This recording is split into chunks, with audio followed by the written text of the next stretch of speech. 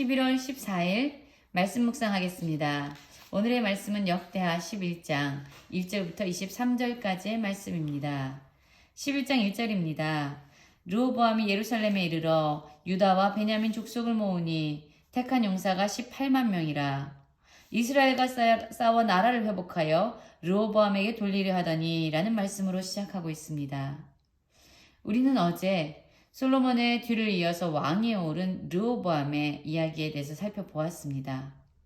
그는 하나님의 백성을 공의와 정의로 다스리라는 말씀을 떠나서 원로들의 지혜로운 충고를 듣지 아니하고 오히려 힘의 논리로 백성들을 억압하고 통치하라는 젊은 신하들의 이야기를 듣게 되지요. 그 결과 그는 북이스라엘 지파의 백성들에 의해서 쫓겨나서 예루살렘으로 서둘러 돌아오게 됩니다. 그 이후에 르호보암은 군대를 정비합니다. 그리고 유다와 베냐민 지파의 18만 명의 군대를 이끌고 이스라엘과 싸울 준비를 하고 있습니다. 그래서 다시금 그가 잃어버렸던 왕으로서의 명예, 나라, 백성들을 찾으려고 했던 거죠. 그런데 그에게 하나님의 말씀이 선포되어집니다. 하나님의 사람 스마야에 의해서 하나님의 말씀이 선포되는데 바로 이런 말씀입니다. 4절입니다. 여호와께서 이같이 말씀하시기를 너희는 올라가지 말라. 너희 형제와 싸우지 말고 각기 집으로 돌아가라. 이 일이 내게로 말미암아 난 것이라 하셨다 하라 하신지라. 여러분 지금 싸움의 준비를 다 갖췄습니다. 이제 나가기만 하면 됩니다. 그런데 그들에게 하나님의 말씀이 선포된 거예요. 싸우지 말라는 것입니다. 그들의 가던 길을 멈추어 서게 한 것이지요. 그런데 그때 놀랍도록 르호보암은 여호와의 말씀을 듣고 돌아가게 됩니다. 여로보암 북이스라엘을 치러 가던 길에서 그는 되돌아오게 됩니다. 그리고 북이스라엘과 전쟁을 하기 위해서 준비했던 모든 에너지와 모든 힘을 이제 남유다 백성들을 위해서 견고한 성읍을 건축하는 일에 사용하게 되는 거죠. 여러분 그렇습니다. 우리는 지금 어떤 말씀을 따라 살고 있습니까? 어떠한 음성을 따라 살고 있습니까? 르호보암이 사람들의 음성을 듣고 살아갈 때 어리석은 선택을 했고 그 결과는 처참했습니다. 그런데 그가 하나님의 음성을 듣고 기꺼이 자신의 길을 멈춰 섰을 때에 그는 비로소 이제 왕으로서 그에게 하나님께서 허락하신 힘과 모든 능력을 하나님이 원하시는 백성들을 위해서 사용하게 되는 것이죠. 그 이후에 하나님은 또한 그에게 놀라운 사람들을 붙여주기 시작합니다. 이렇게 하나님의 말씀에 따라 살기로 했을 때에 온 이스라엘의 제사장들과 레위 사람들이 그들의 모든 지방으로부터 르호보암에게로 돌아왔다라고 얘기합니다. 하나님을 예배하는 자들이 르호보암에게 다가온 거죠. 돌아온 거죠. 그래서 르호보암은 더욱 하나님을 예배하고 성전 중심의 삶을 살아가게 되는 거죠. 그렇다면 왜 이 제사장들과 레위 사람들이 르호보암에게 또 돌아온 것일까요? 물론 그가 하나님의 말씀을 따라서 순종했기 때문이기도 합니다. 그러나 또 다른 이유는요. 바로 북이스라엘 지파의 왕으로 등극했던 여로보암의 잘못된 선택 때문이기도 했습니다. 여로보암은요. 북이스라엘의 10지파를 하나님의 약속대로 하나님이 그에게 허락해 주셨습니다. 그리고 그를 왕으로 세우신 거죠. 또한 그에게 무엇을 약속했냐면 네가 나의 말에 순종하고 다윗이 행했던 길로 행하면 내가 내 나라를 견고하게 해주겠다. 내가 다윗을 세운 것처럼 너를 세워주겠다라는 하나님의 약속을 받았던 사람입니다. 이제 여로보암은요.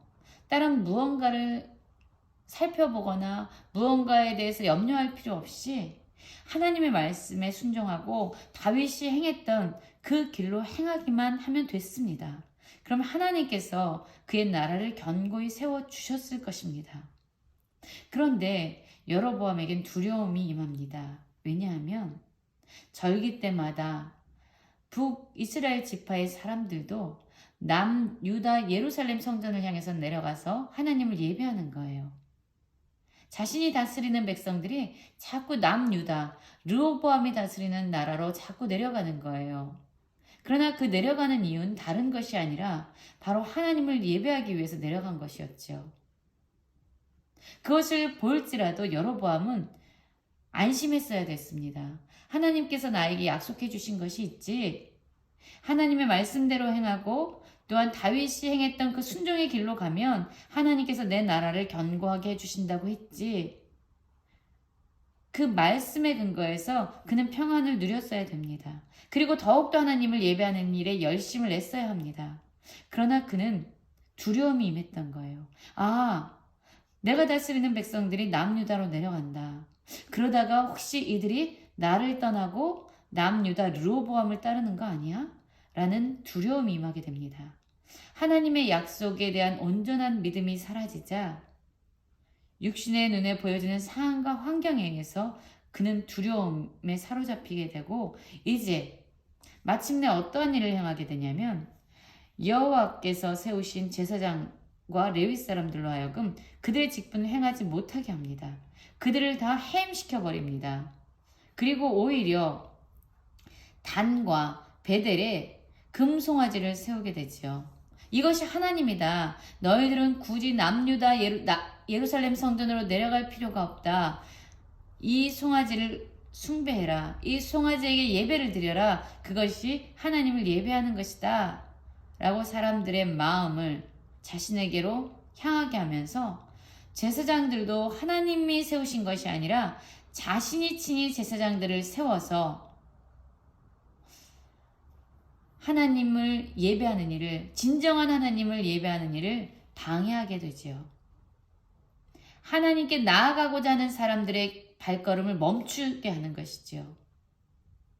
그래서 많은 진정한 하나님을 사랑하고 진정 하나님을 예배하려고 했던 많은 사람들이요. 이 여로보암을 떠나서 남유다로 내려오게 된 것입니다. 16절입니다. 이스라엘 모든 지파 중에 마음을 굳게 하여 이스라엘의 하나님 여호와를 찾는 자들이 레위 사람들을 따라 예루살렘에 이르러 그들의 조상의 하나님 여호와께 제사하고자 한지라. 그렇습니다, 여러분. 르호보암은 하나님의 말씀에 순종했습니다. 그러자 그의 힘은 이제 하나님의 뜻대로 백성들을 안전히 견고한 성읍에서 살도록 세우는 일에 사용되어지게 됩니다. 그러자 하나님께서는 하나님을 예배하는 사람들을 붙여주시고 또한 르호보암이 더욱 열심히 하나님을 예배할 수 있도록 그를 축복하십니다. 그 반면에 북이스라엘의 왕이 된 여로보암은 하나님을 예배하는 일을 오히려 방해하고 자신의 마음대로 산당을 세우고 금송아지를 세워서 그것이 하나님이다라는 거짓된 길로 모든 백성들을 인도하게 되는 것이지요. 17절 보면 그러므로 3년 동안 유다 나라를 도와 솔로몬의 아들 르호보암을 강성하게 했다. 누가요? 하나님을 예배하는 자들이요. 하나님을 전심으로 예배하면서 르호보암을 강성하게 했던 거지요. 그렇습니다, 여러분. 하나님 성전을 중심으로 하나님을 진심으로 예배하는 그런 삶이 그 나라를 축복하고 강성하게 만들었다는 것을 강조하고 있습니다. 물론 르호보암은 그 이후에 많은 아내들을 두고 많은 자녀들을 두면서 또한 타락하는 모습들에 대해서 나옵니다. 그가 사랑하는 아내의 아들을 자신의 후계자 왕으로 세우기 위해서 또한 그는 하나님의 말씀에 어긋난 일을 행하기도 하죠.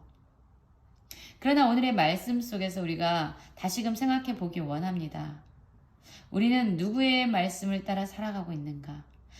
무엇을 기준으로 살아가고 있는가? 우리의 선택은 과연 하나님의 말씀을 기준으로 한 선택인가 아닌가?